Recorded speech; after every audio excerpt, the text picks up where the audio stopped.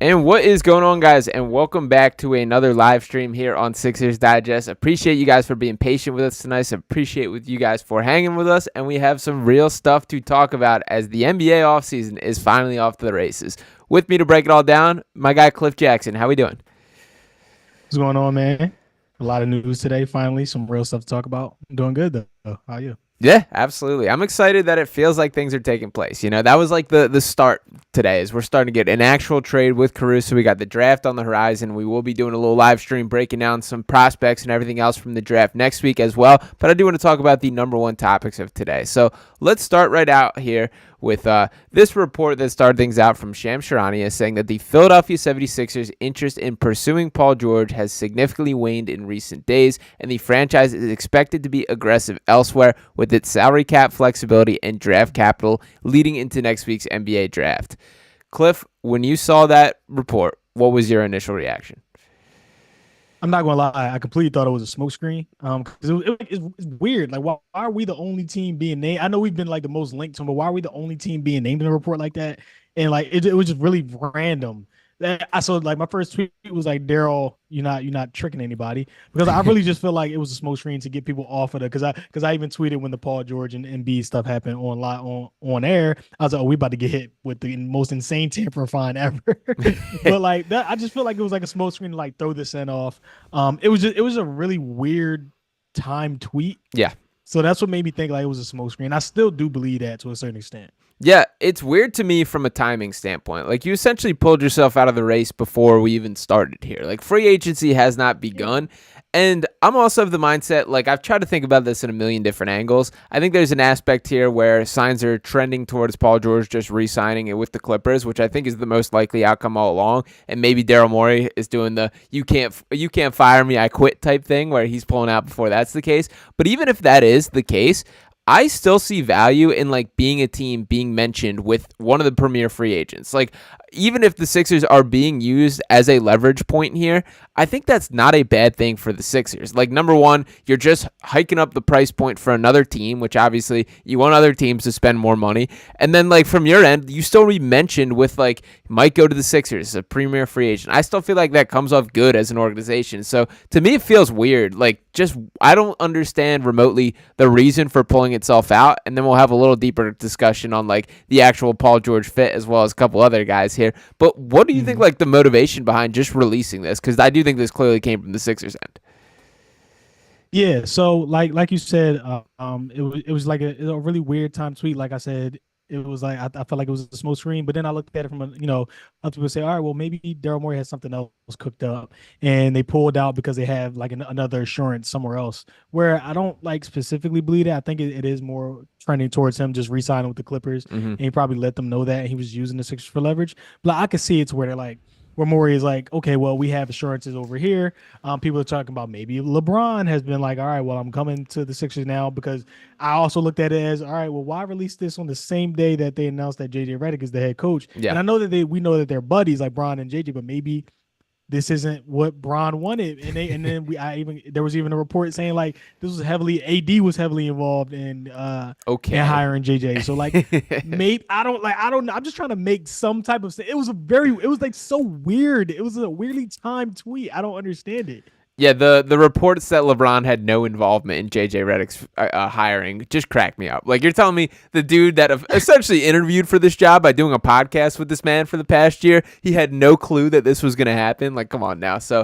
But to me, like, that was another guy that essentially got taken off the market today was LeBron. In my eye, like, JJ being hired officially as the head coach kind of cemented LeBron staying with the Lakers, which obviously the Bronny stuff's a new angle in this, but again, like, Clutch and Rich Paul are constantly putting out, like, separating this theory or this belief that LeBron is dead set on playing with his son to kind of poke holes on that. So I personally don't even think LeBron's on the table at this point. Do you? Um, I mean, the only reason I did, because like you said, when the JJ stuff came out earlier, I was like, yeah, he's done. But then this tweet came out about the Paul George stuff, so like I'm just trying to think of why the tweet came out at this point. So like maybe he's on the table. Like, to me, like, yeah, he's gone. Like, he's staying with the Lakers. Like, there'd be no reason for him to even do that Yeah. unless Brown was staying. But now I'm like, all right, well, why tweet that today? I don't know. I really don't. Sean, I don't know. I'm just trying to make sense of the tweet. I feel you, but I'll make you feel a little bit better for a second. So I know these Sixers are far from a model for how to run a successful NBA organization. But if you need to look in a direction that is worse, thankfully we do have the Chicago Bulls.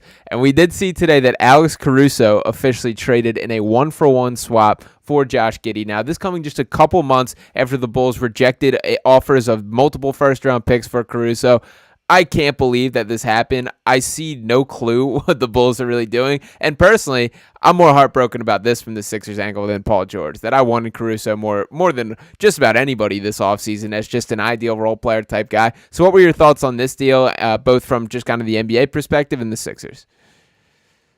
Yeah, the Bulls are just doing stuff to do it. Yep. At this point, that's where I'm at with it. Just like, I don't understand why they made this trade. I don't know what Josh Giddey brings them. I don't know what direction they're going in. I don't know why they couldn't get just some picks for him at least, but like a 1-for-1 swap with Josh Giddey, who is clearly on the downtread of, like, he looks like he's lost all confidence, probably because of the rumors that came out and everything. But it's like, I don't understand the point of anything that the Bulls do. So I don't know if they're blowing it up. I don't know if they're trying to stay middle of the pack. I don't know what's going on. But like, I wanted Caruso because I thought you can get him in a LaVine deal. Right. And I'm like, all right, if you can get Caruso along with LaVine, you absolutely do that. And now it's like, all right, now where do we pivot to? So I don't know. Everything's weird. Everything's weird right now. Yeah, very much so. And for your comment on, I don't know what direction the Bulls are going, don't feel bad about that, because neither do they, because they have no idea either there. But I'm with you on the Caruso side of things. That was really my interest in this Zach LaVine. Now, we've got conflicting reports from the Bulls angle. Casey Johnson was the reporter reporting that the Sixers are in talks for Zach LaVine. Now we got Kyle Neubeck here in Philadelphia saying that he's hearing the Sixers are not interested in Zach LaVine. I know that's kind of your guy, Cliff, that you are very much a Zach LaVine guy, right?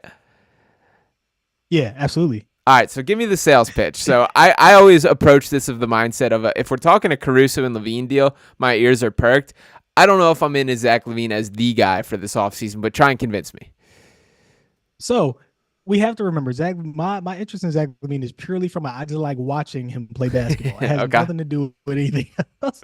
And I've always been a Zach LaVine guy because it has his athleticism, the way he runs the floor. But he's a shot creator, something that the Sixers had simply never had. Somebody you could just go give the ball to and just say go score. And then when I look at his stats compared to the other three guys that the Sixers are linked to, Paul George, Jimmy Butler, Brandon Ingram, they all pretty much have the same exact identical stats from last season. They've all averaged 20 to 21. They're all averaging like 5 rebounds, or like I think Zach's averaging 3, but they're all averaging like 5 assists or something like that. But they're like it's really similar. No matter what, it's just they're just going to have to decide on what type of player they want. They pretty much all do the same thing. Like Zach's not terrible on defense. He could be average to good. Like you think he's terrible on defense? I wouldn't say terrible. So I'll put it this way. I think he's like a number one candidate for me for needs a change of scenery. I think that there's definitely a version of Zach LaVine that is far better than what we've recently been seeing with the Chicago Bulls. I think like it's very notable to me that the team got better after he got shut down last year, that we saw the resurgence of Kobe White playing a very similar role to what Zach LaVine was asked to do. And LaVine just had a straight up bet down year. So what we've seen, I would consider a terrible defender, but I've seen versions of him in the past where he wasn't. So I can get behind you there. I don't feel great about a LaVine and Maxey backcourt being capable of holding up with the Boston Celtics or whoever it is in the Celtics. I'll say that though. But that's a whole other conversation, because you gotta no matter what, I just don't think they're going to be able to construct a team that's able to beat the Boston Celtics by next season. Yikes! And that's where I'm coming from. So, but I've said this a lot. Like if they do construct, you have to build an entirely new team. Like they're just not going to be able to contend off the bat for a championship. I think their best shot at winning a championship will be in 2 years. And that's just, you have the continuity, and then you really see what the roster is like. Like, it's going to be really hard to build an entirely new team and then say, all right, you guys go win an NBA championship. It's just going to be hard. Yeah, and it is tough to swallow that is the reality. Like, I think, to be honest, one of my biggest takeaways from this postseason as a whole is teams should find their blueprint and stick to it. That this Boston Celtics team that just won a championship, there were the questions of, do you got to break up Jason Tatum and Jaylen Brown? Are these guys too similar? You look at the Minnesota Timberwolves. It looked awful when they first traded for Rudy Gobert. It was not working. The Dallas Mavericks didn't even make the playoffs last year, still re-signed Kyrie Irving and said, we believe this can work. For the Sixers, they've thrown a ton of different things at the wall and never really stuck with it, dating back to really the Ben Simmons era. And that was the era like the goal was to stick with, when Simmons actually cared about playing basketball a little bit, and that there was actually him playing like a real deal all-star. But that is the window that they need to open here, is have a 3 to 5 years where you're at least in the mix. Now, granted, who knows what version of Joel Embiid is at the tail end of that, but where I'm optimistic on is Maxi's continuing to ascend. I think we're all in agreement on that. If you can bring in a third guy who can carry some of that weight, that it doesn't have to be Joel scoring 70 points or leading the league in scoring in an every night basis. So I'm with you that they do need to kind of build this window here, but it has to be this offseason, and I'm getting concerned that like the options might just not be there. Yeah. That's where I've been at for a really long time. Especially if I don't know if you look, the free agent class next season is Can't like do it. way better. It's way better than this season. But you can't do it. So I looked at it. I'm like, yeah, it's over. So if that's the It's like case, they though, picked the wrong time to do this. yeah. So like, if that's the case, though, like realistically, if you're Joel Embiid, you think you're cool if Daryl Morey calls you into his office and says, "Look, we're doing the same exact thing. We're throwing 1-year deals to everybody. We're signing a bunch of veterans minimum. I'm overpaying for Kentavious Caldwell-Pope and whatever else that are these role players, and then we're getting the big fish next offseason." If you're Joel Embiid, what's your response to that? All right, so it's tough because like I figured that was a hard sell this season. Right. But when Joel played, they were the best starting five in basketball when Joel played. But now you have to construct an entirely new team around him because you're probably going to lose Melton. You're probably going to lose most of those key like role players. You're only going to be able to bring back Oubre and Batum. Then you're going to have to figure out new guys. You're going to have to figure out an identity. Like what are the Philadelphia 76ers? Are they a beat you up inside the paint team? Are they a perimeter team? Like how do the Sixers beat you? They have to figure that out. So it's going to be really tough to sell that again. But I mean, like I said, when you have Joel Embiid and like the level that he plays at now with Tyrese Maxey continuing to ascend, maybe you can sell it because you were already a really good team this season with the roster that was constructed. Now you're going in, you get more role players, maybe it's a lot of 1-year deals, 2-year deals, and then you go into next free agency and you're like, all right.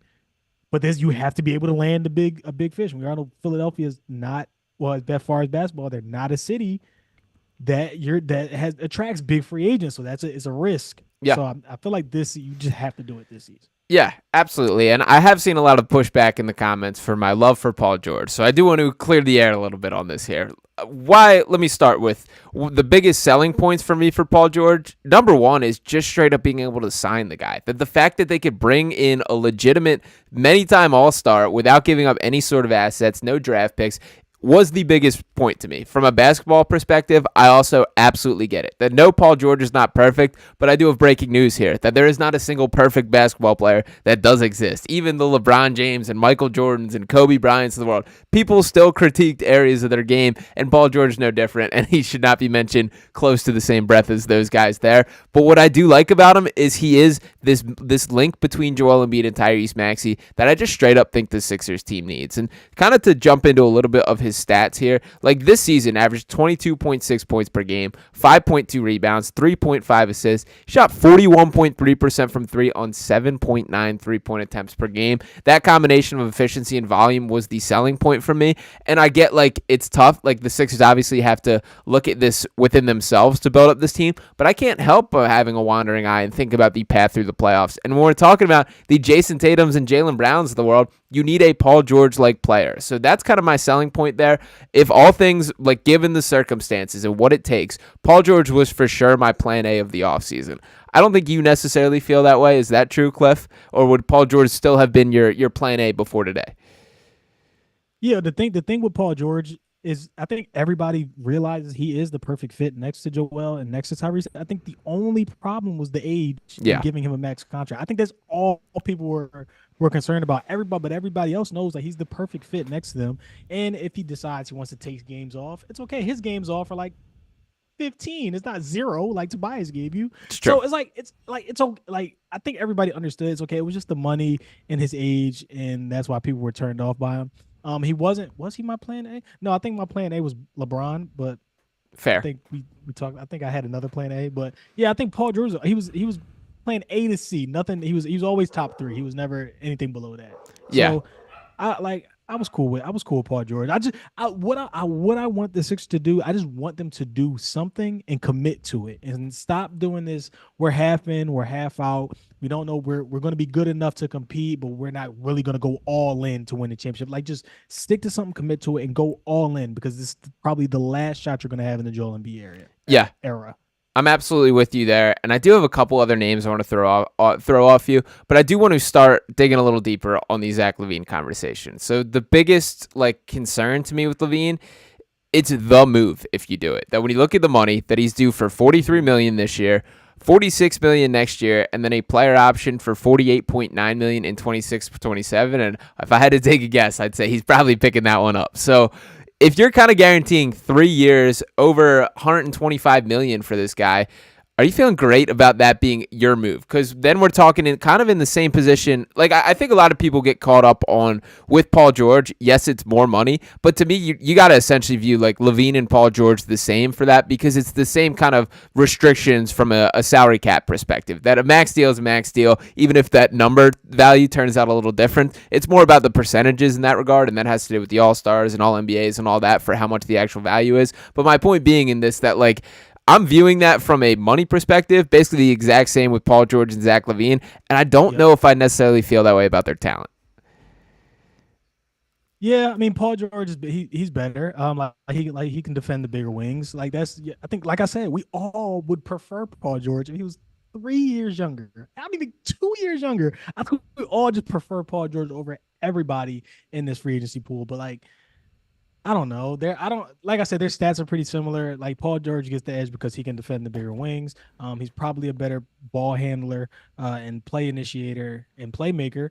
And you got to give it to him. But I'm going off the report of the Sixers are out on Paul George. So that's what I was going off of like today. So that's why I'm like, all right, well, Zach LaVine is a nice pivot. Like I'm not worried about that. I'm not worried about the money. Like if you look at it, if you win a championship, who cares? So, but if you think Zach LaVine you can add Zach LaVine to Tyrese Maxey and Joel Embiid, you add like Kelly Oubre, Nick Batum. Does that win you an NBA championship? You just have to look at it like that, and not the little other things where Sixers fans are accustomed to because we've just been through so much. So Yeah. that's where I'm at. All right, well, I'm getting a little bit of comments about Brandon Ingram that we're getting chiming in. I do want to get your thoughts on Brandon Ingram, Cliff, and I see the reaction already. I do want to pull up his stats here that this year he averaged 20.8 points per game, 5.7 assists, 5.1 rebounds, 35.5% from three, as well as 35.5% from the corner. He is 26, so he does have that going for him from the window standpoint. I've called him tattooed Tobias Harris. I don't fully mean that. He is better than Tobias, but we're setting the bar on the floor here. That I want a guy that I believe can flourish, can step into his prime, and I don't know if that's what we're getting with Brandon Ingram. And what particularly frustrates me is we're going to get the exact same pump fake out of three-pointers and work his way into contested twos. So I'm not quite in on the Brandon Ingram experience, even though there is some more financial flexibility. But what are your thoughts, Cliff? Hey, I'm saying with you, like he's a little bit better playmaker than Tobias. I mean, he's all around better than Tobias. I have to start acting like he's the exact same player. He just plays the same way. Like he's gonna hit more shots. He's gonna be able to be a better playmaker. He's gonna be able to play a little bit better defense because of his length and because of his size. But like, I just don't want to go through the same pissed off because he has an open three, pump fakes it into a contested jumper. What are we doing here? Yeah, because there was even a clip that I got from the playoff series where he does that exact. He has a wide open three, he pump fakes it and dribbles into a contested jumper. And like I said on the live show before, he just makes the game of basketball too hard on himself. I just don't want to watch that. And then I'm out on Brandon Ingram. Yeah, I mostly feel the same way. It does seem like there's some conversations between New Orleans and Philadelphia, and frankly, like I'm still of the mindset you should have those conversations with just about everyone. I'm also seeing a DeMar DeRozan a couple comments about DeMar DeRozan. I don't think we've talked about him at all yet. I love DeMar as a basketball player. I don't necessarily love him as a Sixers fit. He's another mid-range heavy guy. He is a killer. Like, he has that mindset. He'll take the big shots in a way that I do think the Sixers team could use that. But if he was just a little more willing off a catch and shooter and a guy that was a little bit younger, I could talk myself into it way easier. So he does have it going that he's a free agent. But what's your opinion on DeMar DeRozan, Cliff? Yeah, same thing with you. If he was a little bit younger, and he was a better catching shooting threes, like, I'd be fine with him. But like at this point, I'm just looking. We need players that are able to shoot threes at a high clip, and that could just shoot quick catch and shoot threes and break down the defense. Just helping time. I'm just looking for a player that you can just give them the ball and just have them go ISO or like work seamlessly within the offense. And DeMar like very ISO heavy. I don't know. I'm not DeMar DeRozan. Like I said, I love DeMar as a basketball player, just not on the Sixers. That's where I'm at. Yeah, I'm with you on that. All right, I want to run through a situation for you, a little scenario I have in my head. So Paul George, we know that he is doing whatever he's doing, hiking up his value, talking his talk with the Clippers, going to bat, holding a high line, and he wants that max contract. Let's say he goes to the Clippers and say, look, you got to get me to a location that I like or I'm walking for free. I'll opt into my player option, but you have to trade me, and that destination is the New York Knicks. Paul George goes to the Knicks, and the Sixers give OG Anunoby all that money. Cliff, what's your reaction? I don't like OG. Okay. I don't like OG. What I saw from him in these playoffs, it was like, yes, he hit his open threes, but like I saw him try to dribble the ball. Sometimes he was losing it. It looked very bad. Like it looked like he was stumbling over. You ever see the Stanley GIF of The Office where the way he's doing? Oh yeah, that's how I felt like OG was dribbling the ball half the time. Like he plays. I thought he was he's really switchable, but I thought he played like better defense than what I saw. Like Max, he had a couple 30 balls on him. And I'm like, all right, like if there was any reason for me to max him, I would want to see it now. And like there was no game where I was like, oh my God, OG is killing us. And there was no game where I thought that. Like, so I definitely don't want, like, he's going to be more of we give him max money, he's going to turn out like Tobias, yes, than Brandon Ingram. And that's where I'm like, absolutely not. Yes, so I'm out on that. I absolutely agree there. And to rip through his stats, this season, 14.7 points per game, 4.2 rebounds, 2.1 assists. He did shoot 38.2% from three and 45.7% from the corner, but 96.1 of his three-pointers being assisted. He's a guy that can't create shots for himself really at all. I also, Cliff, if I asked you right now, OG Anunoby has been in the NBA for 7 seasons. How many of those did he play more than 50 games?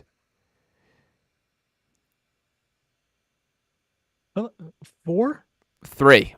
So you're in the ballpark there, but that is not good for a dude that is 26 years old. Like, when we talk about being injury prone, for all the Paul George complaints or Joel Embiid complaints, like OG Anunoby, even this year, like he had the elbow issue. There was talks of like the surgery. Like he missed time in the playoffs. He tried to play in Game 7, which I gave him credit for, but he couldn't even move out there because of the hamstring. Like, if we're going to call a spade, OG Anunoby is an injury-prone basketball player, and that's not going to change when you give him more money. And he very much, to me, would be characterized as kind of one of these guys that is always in the mix. Like, he's never going to hurt you for having him on the floor, but I think it's pretty likely like he goes the length of his career and never makes an all-star game. Do you think that's fair?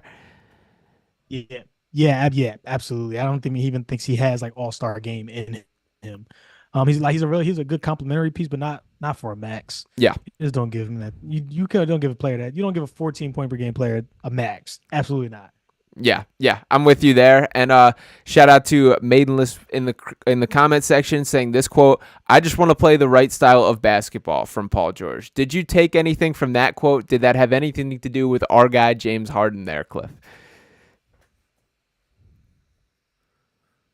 We might have a frozen Cliff real quick. There we go. Is that the same quote where he said he didn't want to do the dirty work? In the same kind of reference and rant. Was that the same quote where he said he didn't want to do the dirty work? Yeah, in the same kind of section there. So any takeaways there? Yeah, no. Like, we're desperate. So I need him. Like, like if we can go get somebody else, I'm fine with it. But like at this point, whatever, I don't care what Paul George said. You're either gonna come here or not, bro. If you come here, I'm gonna act like you were the best basketball player ever that Joel Embiid and Tyrese Maxey has ever played next to. And if you don't, you suck. You're injury prone. That's where I'm at with it. So Yeah. like, whatever. Yeah. We're just that we are desperate. For sure. All right, I got a couple other scenarios I want to run by. Actually, before I do this, I'm seeing some Lauri Markkanen comments jump in here. I love Lauri Markkanen. That would be my 1A. Where I kind of hesitate to get excited about that is, number one, if Lauri Markkanen hits the open market, I expect that to be the guy that Oklahoma City Thunder empty their cabinet of draft picks for. I think even if the Sixers threw all 5 tradable first, OKC would be like, well, we're still topping that there. Do you have any room for optimism that Lauri Markkanen might end up in a Sixers uniform, or do you think that's a pure pipe dream?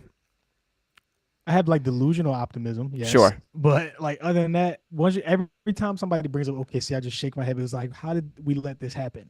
So like I just like they're able to outbid anybody they want, and especially Lauri Markkanen, they'll be a super team in my eyes. But yeah, I have like a little bit delusional optimism. That's it. I'm with you there. I do have a guy that I also think is somewhat delusional optimism, but I think slightly more realistic than Lauri Markkanen, and that is our very own Mikal Bridges here. What if Daryl Morey called off the dogs? And to particularly read the verbiage of this tweet once again, that Shams Charania says the Sixers' interest in pursuing Paul George has significantly waned in recent days, and the franchise is expected to be aggressive elsewhere with its salary cap flexibility and draft capital leading into next week's NBA draft. I do think that ending point is worth noting there. And I did see a little birdie talk about that there could be a Mikal Bridges move. If it's going to happen, it's going to be on draft day. That is where the Sixers do have all 5 first-round picks. Their 16th overall pick they cannot trade until on draft day. So could be something in. And you can trade all 5 first-round picks for Mikal Bridges. Any hesitancy from you, Cliff? And you can you hear me? Yep. You cut out for a second. I got you. Mm-hmm. You hear me? Yep. So 5 first-round picks for Mikal. You in? Yeah. All right, you were frozen. But you convinced me last week. I'm all for it. The contract's friendly. It's probably the best player you're going to be able to, like in those 5 picks that you're going to have upcoming. Are you going to be able to get a Mikal Bridges player? Probably not, especially on a team friendly deal, and someone that you compare while Joel Embiid is still in his prime with Tyrese Maxey. And if you do say, all right, well, in 2 years we're not going to get it done, we got to get rid of Joel or something. Then Tyrese and Mikal still have room to grow with each other. You can build around that core right there, get some picks back with Joel. Like there's a lot of upside to getting Mikal, and I'm cool with that if you're just trading the five picks.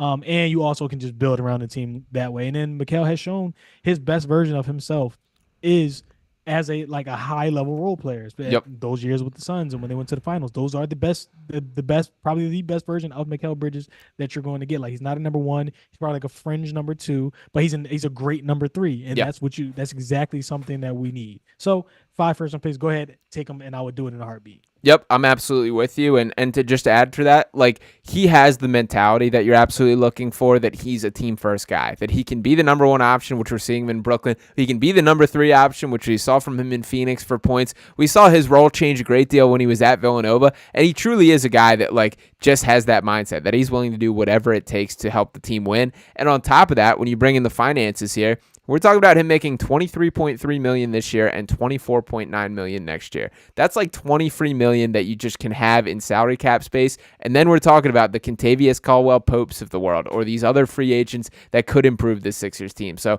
I do think Mikal would absolutely be the answer. It's all about if the Nets, who unfortunately were recently lapped by the Chicago Bulls for worst front office, but it's about the Nets actually having a desire to blow it up, which I think is the direction. And the other looming factor that I'll just plant the seed in people's heads here is the Rockets have the Nets first round picks, so it wouldn't shock me if there's trying to send him to Houston for those picks back type deal in place. I could see that happening for sure. Yeah, absolutely. I'm all on, because like it's a lot of upside to Adam Mikal. Like just imagine a Tyrese Maxey, Joel Embiid, Mikal Bridges, KCP, Batum line like that. That's on paper, that's an amazing lineup. You can go out there, you can defend Boston, you can run with Boston, you can play with Boston physically. You probably have the advantage, absolutely have the advantage inside. Well, like it's just a ton of upside there. That I'm all Yeah, I'm with you there. And I do. Oh, I Yep. think you froze again, or did I freeze? You're frozen on my end, but we're going to work through it for one more name before we start wrapping things up real quick. I want to throw this guy that I don't think I brought up to you last week. From the Atlanta Hawks, Dejounte Murray. Let me pop over to this side of things here. I'll give you the Dejounte Murray sell a little bit to everybody before we get Cliff back in action here. And there we go. We got him back in frame. All right, am I back? We got you back. All right, cool. So I don't know what happened. You're good. Dejounte Murray. Did I sell you? Or are you in or out? Yeah, no, I've been in. Yeah, you did sell me, but like I've always been in on Dejounte Murray. Like I think they should have traded the 2 picks for him at the deadline. I think that's what he was worth. I think they should have traded the 2 picks for him at the deadline. Like I said, another off-ball guard that has worked with Trae Young. He'll be able to work with Tyrese Maxey. Now you give him Joel Embiid. He can defend bigger wings. He can defend smaller guards. Like Dejounte Murray is another perfect piece that you could just slide in to the Philadelphia 76ers roster. And a lot of people last season were saying like he wouldn't help. And I'm like, what are y'all talking about? If you have Dejounte Murray in that Knicks series, they easily move on to the second round. They probably beat the Pacers, and then we're playing the Boston Celtics in the Eastern Conference Finals. And that's all dependent on Joel's health, obviously. But like if you just do that, and you're probably not trading any players, so you probably still have Oubre, Batum, the team we already had, and you're just adding Dejounte Murray. So I was all for it. I think they should still look into it. You know, the Hawks are looking into trading. I think they said they're looking to trade one of them. So I don't know which one they're going to trade, but it's most likely going to be Trae Young. But I would still look into Dejounte Murray, if anything. Honestly. Yeah. I think, to be honest, Dejounte hates playing with Trae Young, and I get it. Like it didn't make sense to me when they first made that deal, and the more that I've seen them in action, it makes even less sense. There was one moment that really stood out to me in the play-in where I forget the play that even initially happened, but it was kind of basically a Trae Young dribbling out the shot clock, taking a bad shot situation. He said something to Dejounte. This is on the court as they're going to a timeout. And Dejounte straight up stepped to him and then kind of composed himself, got it together, and walked away. But I was like, I remember watching that. That was this year. I was like, yeah, no chance that they'd run it back with these two again next year. So I do expect them to be broken up. I think they have to. But that type of flexibility we're talking about, and Dejounte can be a killer too, man. He had, I believe there was 3 consecutive game winners he had for a period of time this year. Like, he can get buckets, and, like, my sell on Dejounte from a basketball perspective, I think you take the best version of him in Atlanta and the best version of him at San Antonio, and that's exactly the player that we're looking for. Like, he led the NBA in steals for a season. He did defend when he played for the Spurs, so, yeah, I'm talking myself into Dejounte. If you had to rank him kind of in the same tier of conversation, so would you put him above, like, a Brandon Ingram? Where does he compare to LaVine? Talk to me through it in your mind, Cliff. Yeah, like, what's his contract like again? $26 million that he's due next year. It gets up to 31 in 27-28. Yeah, like if I honestly want to rank him, I'll probably put. So if I want to really re-rank everybody, honestly, I probably will put Mikal first. I probably might put Dejounte 2 and then put Zach 3. Like it's just like they're just seamless. Like Mikal and Dejounte are just seamless fits with the Sixers, and then you still have a money spent over that you can just use on other players. So I feel like those would be my top 2. Then I'll go to LaVine because LaVine is strictly for my amusement. Like it has nothing else to do with anything. That's funny. So wow. Well, I have a new name that has now entered the mix from Brian Windhorst here. Cliff, who do you think?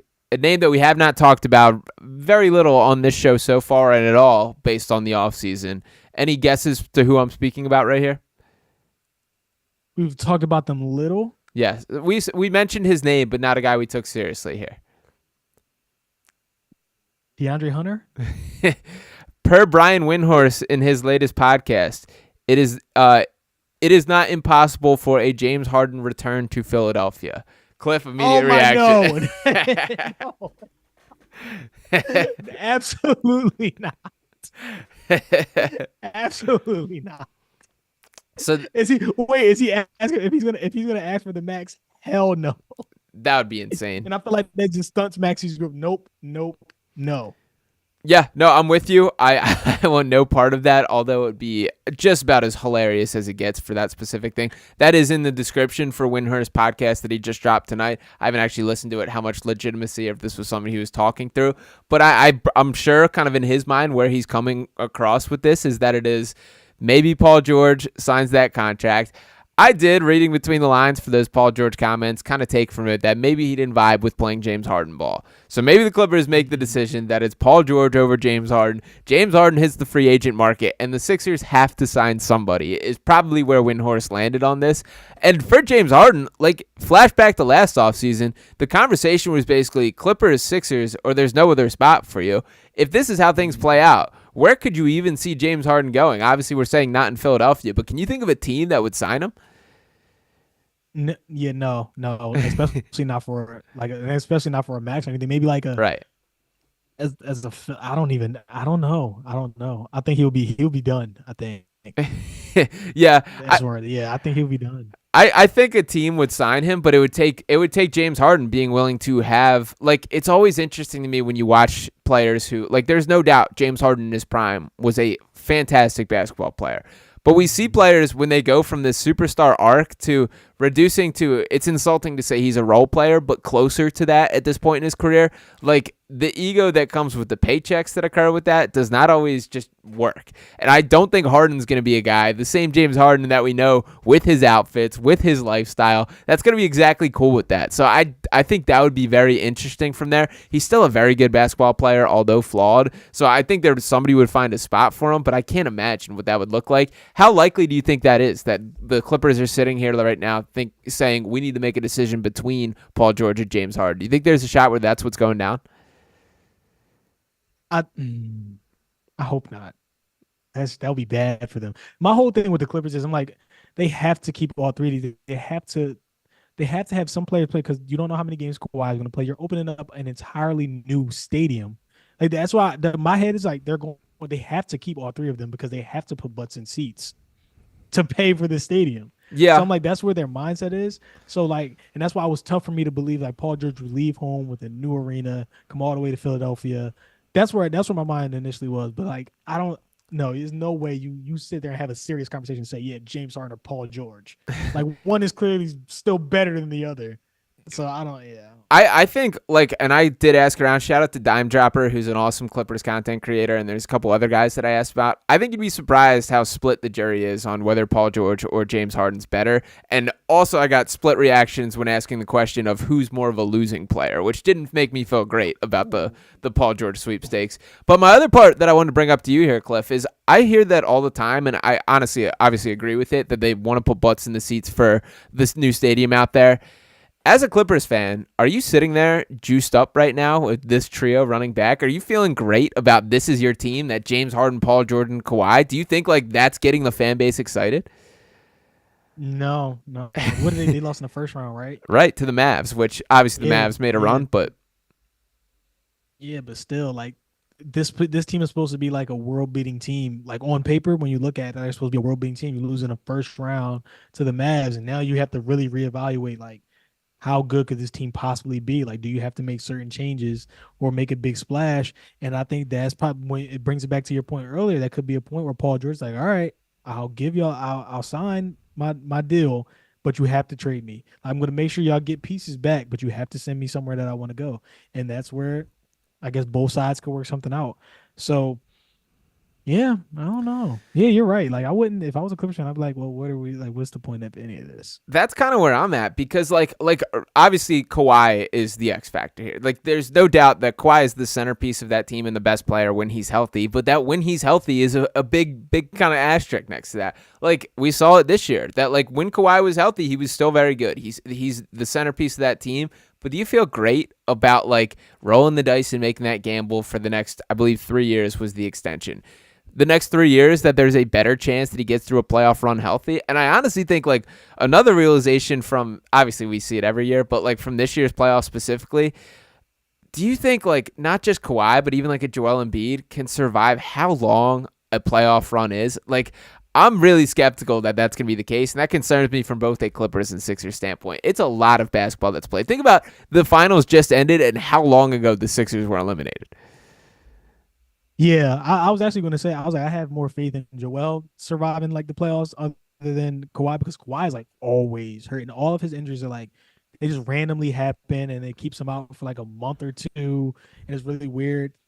And B's are always like he usually just plays through them, but like Yeah, you're right. It's a lot of basketball. And it's like I have to really rely on Joel to be available for all like ones like if two series go you have two deep series, you're like, is he gonna be able to survive?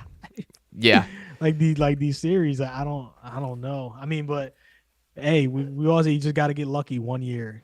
And then that's he it. even Joel even said it like when he was on it, he's like, I just need 1 year luck. Yeah, absolutely. So I don't know. And I know we talked a lot about the bigger picture thing, so kind of a little behind the scenes here is our initial plan for this stream was to talk about like the smaller trade, like potentially the Sixers trading the 16th pick for a guy who were some names that would make sense. I did want to get caught up in kind of the news cycle, but I also had a couple guys that I did want to throw your way, Cliff, if that's cool with you. So I did end up Yeah. coming up with a player on 30 or on 28 of the 30 teams. I'll just list off my favorites that I want to get some take. Number one was Alex Caruso, which we saw how that went today. Very unfortunate there. Yep.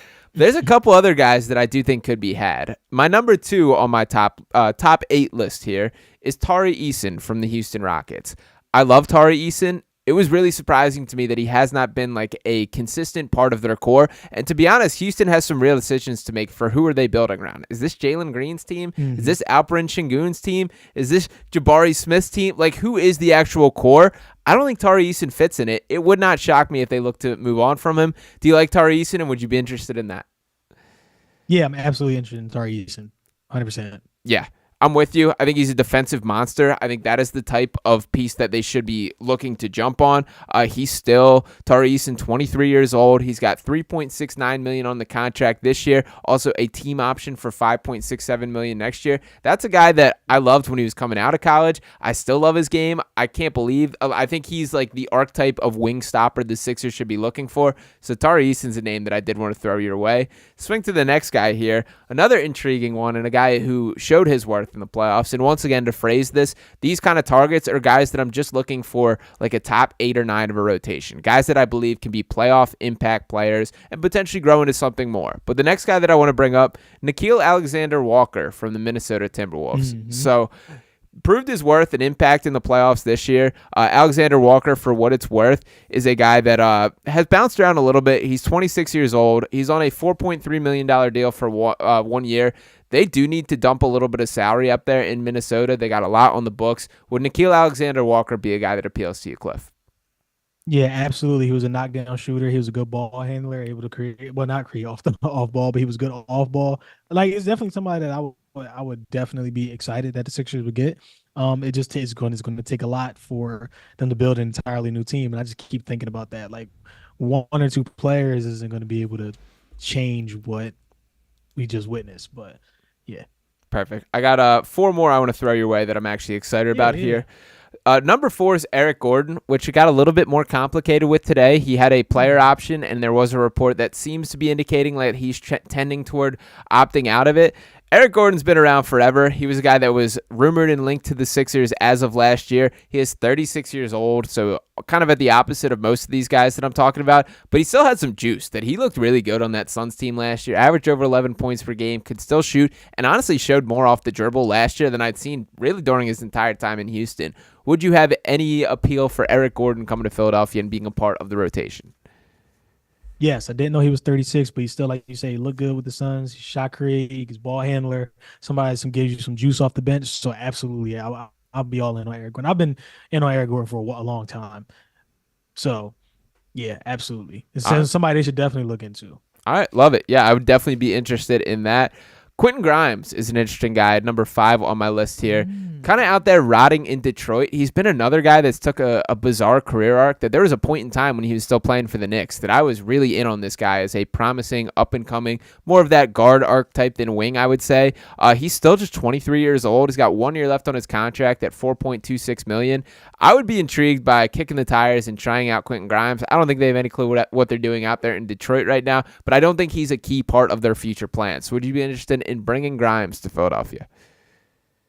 Yeah, absolutely. When he was on the Knicks, showed that he could be a capable defender. He's athletic. He can run. And like I've been saying this entire time, that's what the Sixers need. They just need athletes that can run and jump, and he can knock down a 3. So that's all. You don't you don't have to be expensive with it. You can find these type of players for cheap and be able to add them to a team with Joel Embiid and Tyrese Maxey because of the gravity that they're going to create these players are going to look otherworldly. Let's just look how Kelly Oubre looked. Yeah.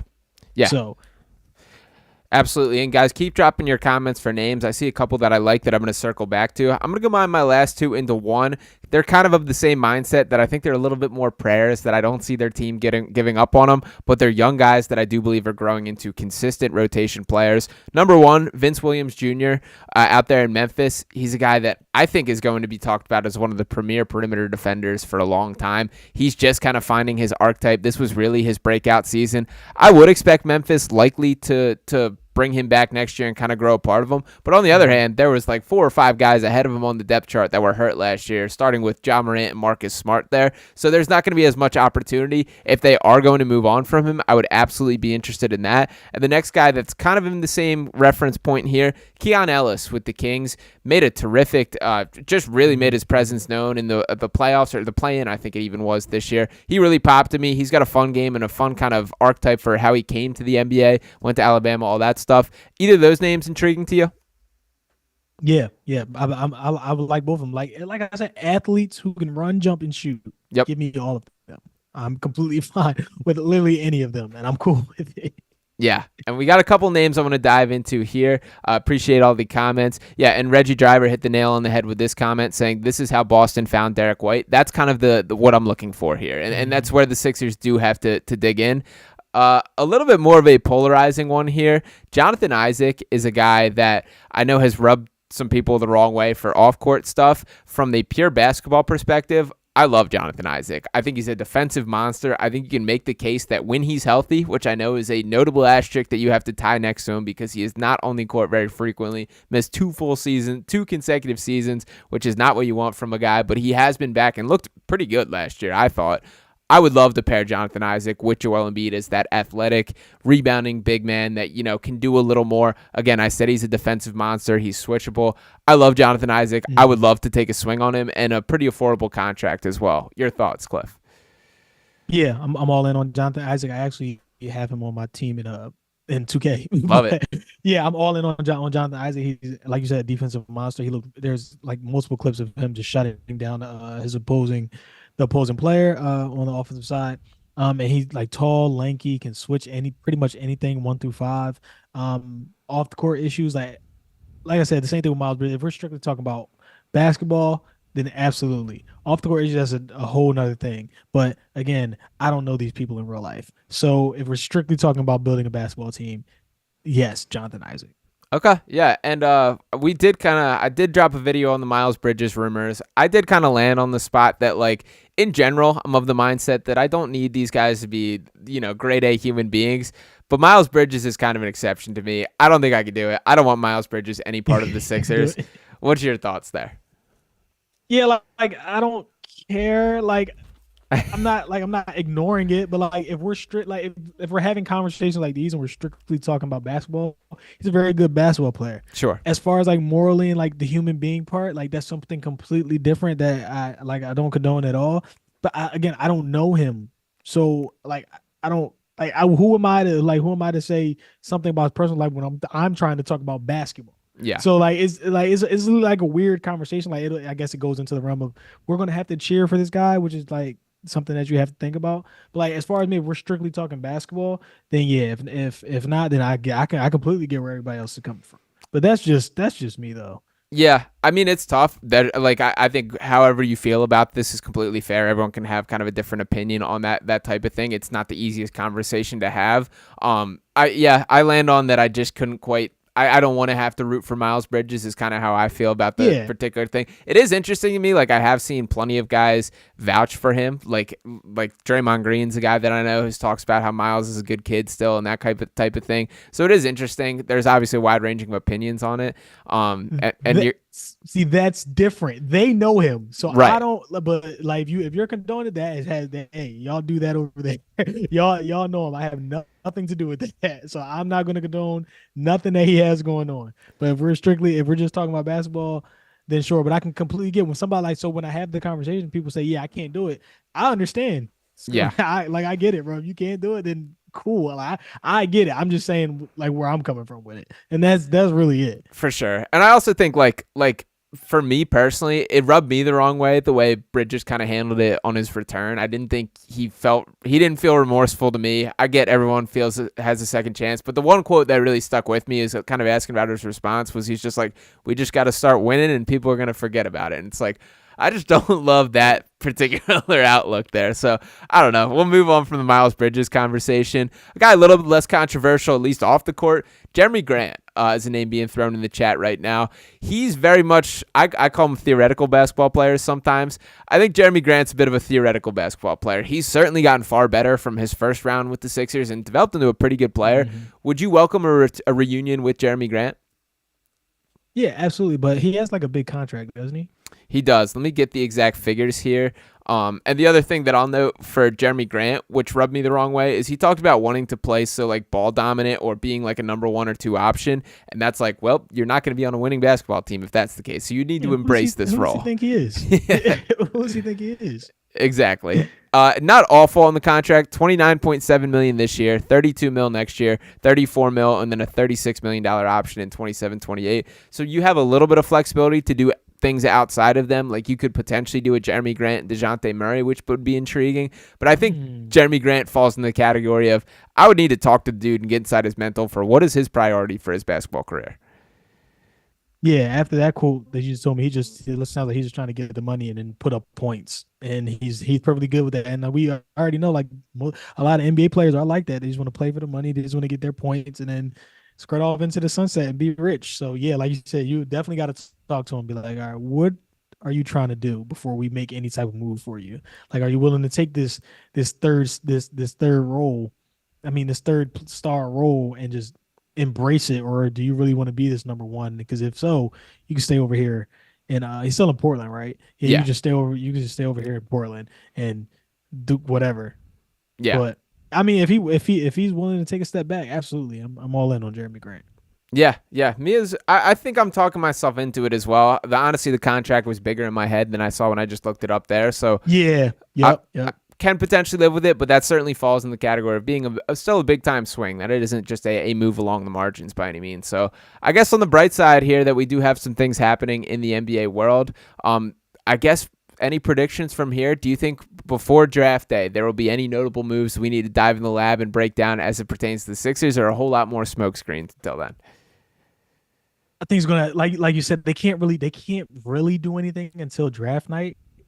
But I think draft night is when something big is going to happen, and then because like they need time this offseason to like have a plan and build out exactly what they want to do. And like I said, even with earlier last season, I said if they were going to make a big trade, I wanted them to do it early in the season so they have chemistry and time. That's why you know how to play with Joel, you know how to play without Joel. And that way you don't make a trade at the deadline and everybody's trying to figure everything out in this short amount of time. So if they're going to make a trade, do it now.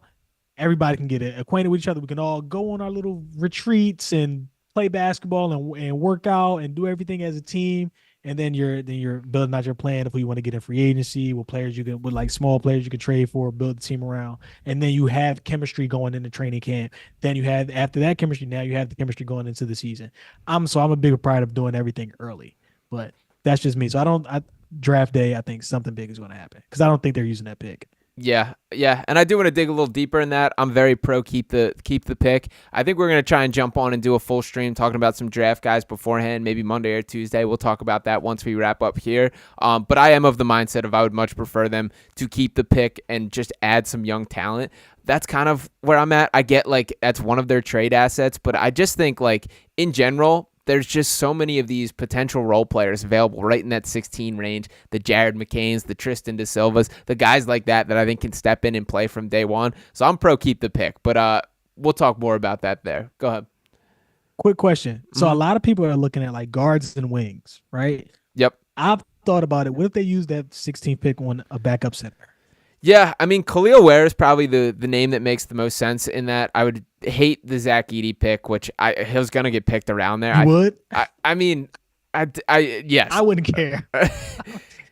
Like, do something that's weird. Do something. It would be great for the content. And I'll say, like, I am a Zach Edey believer in general. I do think there's a place in the NBA for the guy.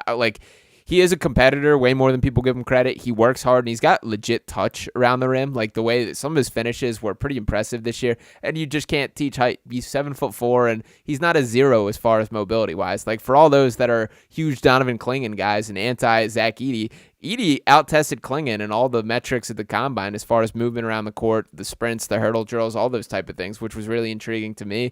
I would hate that. I'm much more of like backup center is absolutely an issue, but I would just much prefer to throw $5 million at Andre Drummond versus use that 16th pick for that. Okay, I'm just thinking like we've always every season there's a struggle with, oh my God, we need a backup center, we need to go trade for one at the deadline, or we don't have one. Like, what if they just be like, all right, we're just going to draft one and build him and then and groom him into a backup center, and then like hopefully he's going to give us like real minutes eventually. That's just what I was thinking. Yeah, I don't hate it. There's really 3 names that are kind of in the mix for that. I'll even go 4 here. So 3 of them, Zach Edey's the one. Khalil Ware's in that range. I like Khalil Ware. I could kind of be talked into that. And he's got an interesting story that he basically went to Oregon for a year, got written off as a prospect, that he played really poorly. There were questions about his motor, his effort, all that stuff. Really rebuilt his stock at Indiana this year and certainly is going to be a first-round pick now, which was the expectation that would be a one and done at Oregon. So I had to take a little bit of a path there. He shot over 40% from 3 this year on a limited sample size, so that's intriguing. I would be willing to take a flyer on Khalil Ware potentially because he is a guy that I could see playing next to Joel in addition to being a backup 5. Another guy that like has been talked and I know worked out for the Sixers, the kid from Baylor, Yves Missy is the way you pronounce his name. He's a guy that is Clint Capella 2.0. Like he attempted 1 jump shot all year. He just catches lobs. He just dunks it. He just blocks shots. He's pretty crazy athletic and explosive. I get the appeal, and he's a guy that like will keep the game simple, will have a long NBA career because of it. But to me, like to take that as the 16th pick, I feel would be a waste there, which is a guy. I'll throw Kyle Filipowski in the mix as well. I don't think he's going to end up being like a big man. I think he's going to be more of like a power forward / small forward. He's very skilled as a basketball player, but he wasn't a great rebounder. He's a little bit small. He's close to 7 foot, but he's not physical. I kind of doubt that he ends up a big man at the NBA level. I want a dominant rebounder. So to kind of roundabout answer your question, Missy's a guy I see just as a backup center, which I think would be a waste. All these other guys, Khalil Ware is the only guy I'm a little bit open-minded on. Okay. I just wanted to, because I was just thinking, I'm like, well, what if they just do that? But because I was like, I'm not really a fan of this draft class. It's like, yeah, there's a bunch of role players there, but I'm a big like Dalton Connect, Jared McCain is probably gonna be there. Yeah, those guys. I was just thinking like, hey, well, what if they just do this and then that solves their backup center problem pretty early?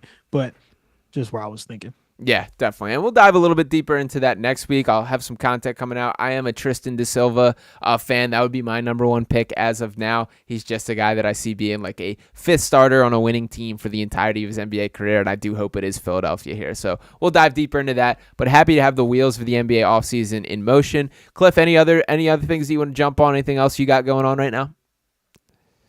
Nah, nothing for me, man. I'm just excited that we finally are getting some news because the finals are boring. So yeah, and I'm so glad everybody forgot about the Celtics winning this fast. So. It is nice. And to answer Teacher Got Game, would you take Deron Holmes? I would definitely consider Deron Holmes. I would feel way better about that. He's another guy that I think is probably cut from like the power forward / small forward rather than power forward / center. He's a freak athlete. He's got a pretty crazy dribble package for a big man. Like some of his spin moves and the way he puts on the floor, I'm really intrigued by. I'm a little bit skeptical of the shooting. I've called him like Naz Reid as a player comp, but Naz Reid's like an elite shooter. I don't think Deron Holmes ever gets to that level. But yeah, that's an option for me as well. So yeah, Cliff, I appreciate you hanging. That's going to do it for us tonight. Once again, I am excited that the NBA news cycle is in process. We're going to have plenty more to break down here. So appreciate all you guys for hanging us. Make sure to smash that subscribe button and a like if you have not already. I'll be talking to you next time right here on Sixers Digest.